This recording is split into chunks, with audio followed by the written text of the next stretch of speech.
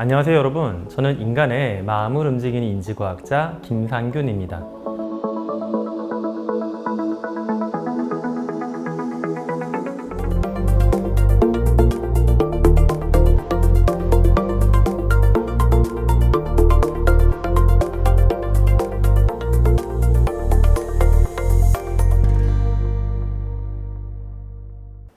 자, 근데 이제 앞에 1번, 2번, 3번 원칙 말씀드리면 아마 유곡정이 좀 되실 것 같아요. 그래도 전반적으로 좀 화려한 것들이 많이 있었던 것 같다. VR도 나오고 3차원적인 아바타 왔다 갔다 하고, 또 네 번째 원칙은 VR이고 3차원이면 시각적으로 좀 더 아름답고 좋을 수는 있지만 사실 그게 핵심은 아니다라는 겁니다. 지금 언론에 최근에 메타버스와 관련된 기사가 쏟아져 나오면서 서로 언론은 화려한 것들을 위주로 많이 다루는 것 같아요. 하지만 우리 교육 현장은 아직까지 그렇게 네트워크나 보유하고 있는 기기가 풍족하진 않기 때문에 저는 오히려 VR이나 3D가 아니라 현실적인 기계, 학교에 있는 좀 오래된 컴퓨터 갖고도 할 수 있는 것들, 이런 것들을 먼저 해보시는 게 좋지 않을까 생각을 합니다.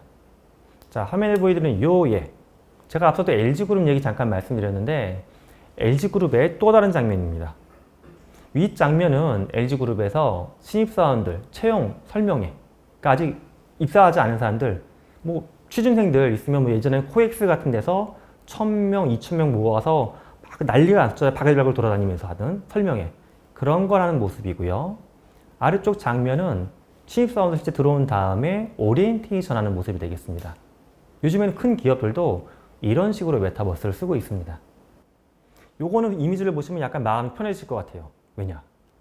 싸이월드 느낌이 나죠. 바로 그런 느낌입니다.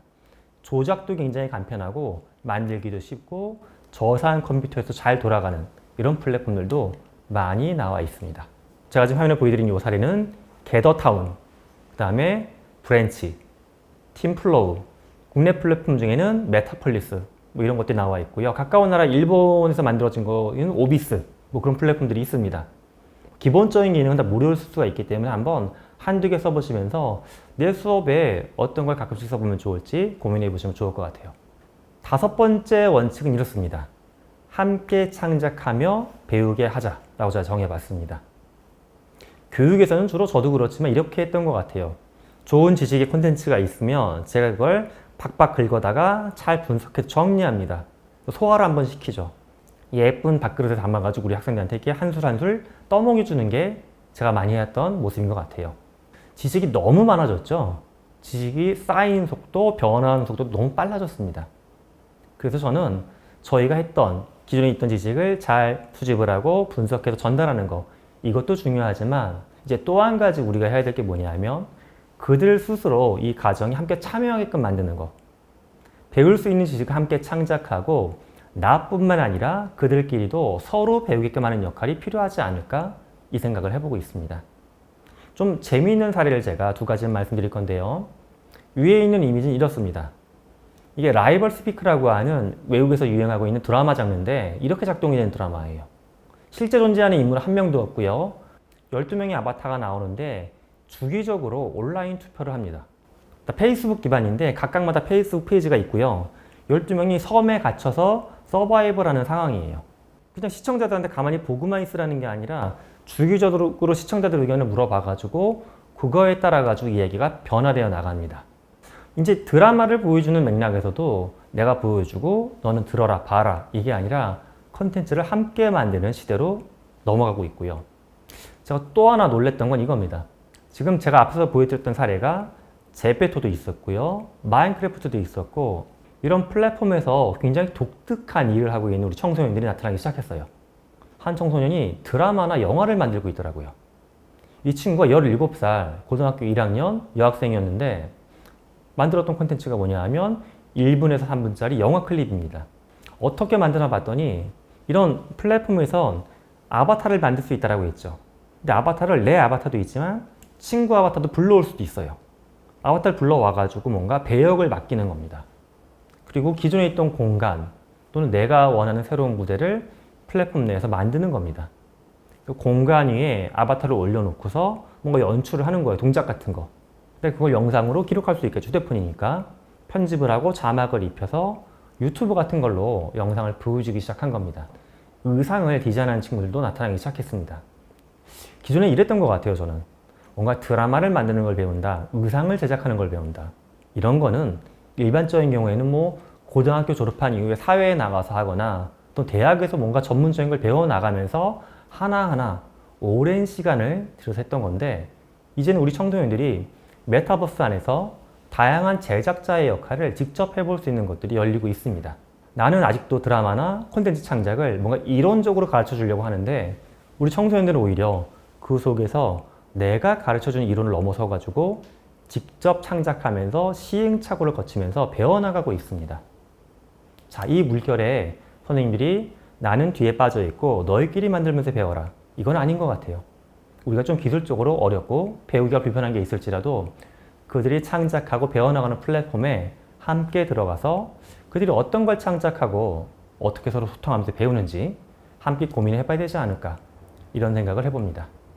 제가 오늘 말씀드렸던 걸 5개의 꼭지로 정리를 해보면 이렇습니다. 첫 번째, 메타버스에서 우리 아이들이 자신을 좀 더 아바타를 통해서 드러내게 하자. 좀 더 창의적이고 좀 더 도전적이고 좀 더 자율성을 띠는 학생으로 성장할 수 있습니다. 두 번째는 지식을 전달하는 것도 굉장히 좋지만 메타버스가 뭔가 3차원의 입체성을 또 많이 띠고 있는 공간이기 때문에 공감할 수 있는 것, 몰입할 수 있는 것들을 제공해주면 좀 더 좋다라는 거고요. 세 번째는 근데 또 이제 그런 걸 할 때 꼭 사회적인 실제감이나 물리적인 실제감을 적정히 줄 수 있는 어떤 공간이나 상호적인 구성에 신경을 썼으면 좋겠다라고 말씀을 드렸고요. 네 번째는 이제 이런 것들을 보다 보게 되면 너무 기술적이고 어렵다라고 생각할 수가 있는데, 물론 배워야 되는 것들이 일부 있을 겁니다. 자, 그런 과정에서 너무 어려운 것들, VR이나 3D보다는 제가 앞서 보여드렸던 싸이월드 같은 느낌이 나는 그런 기본적인 플랫폼부터 시작을 해보셨으면 좋겠다라고 말씀을 드렸고요.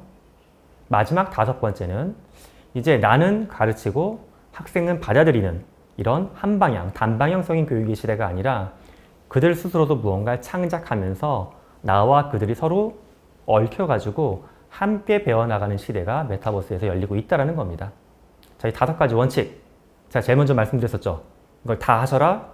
아니라고 했죠, 제가. 이 중에서 할 수 있는 거 한두 개 먼저 해보시면서 하나하나 경험을 확장해 가자, 맨 처음 말씀드렸습니다. 자, 이게 큰 어떤 교육이 배움으로 넘어가는 큰 변화의 단계에 직면하고 있는 것 같습니다, 여러분. 자, 뭐 교육과 배움이 어떻게 보면 비슷한 워딩 같기도 하지만 저는 약간 다르다라고 느낍니다.